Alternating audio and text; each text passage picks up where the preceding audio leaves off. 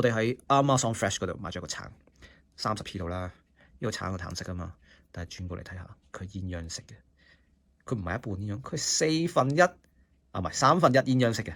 呢個橙好搞笑，1/3鴛鴦色，一個係橙色，入邊係黃色。依家切開佢嚟睇下係咩玩法。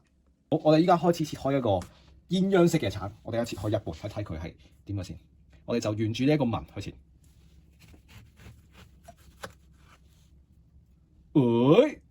係冇乜分別嘅原來。咁我哋再試下對邊咁樣切呢個啦，睇下佢入邊有咩唔同嘅顏色咧，都係冇嘅。咁我哋睇下呢邊會唔會有係深色啲嘢先？都係冇嘅。果肉嚟講咧係一樣色嘅，佢哋基本上係一樣色嘅，即係冇話太淺色嘅皮就會淺色啲，深色嘅就會深色啲，係冇嘅，係一樣嘅。咁啊，我哋一陣試下究竟係咪食落去有咩味道唔同先。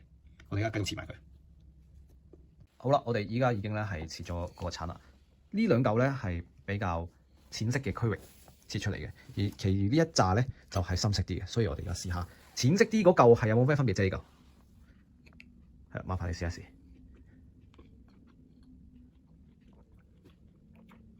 係甜啊，酸啊？甜嘅橙，好甜嘅。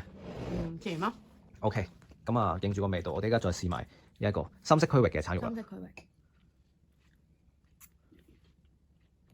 哇！呢邊甜啲喎。再甜啲。好，咁即係證明嗰邊係冇咁甜嘅。嗰邊呢邊？係啊，淺色啲係冇咁甜嘅。可能係。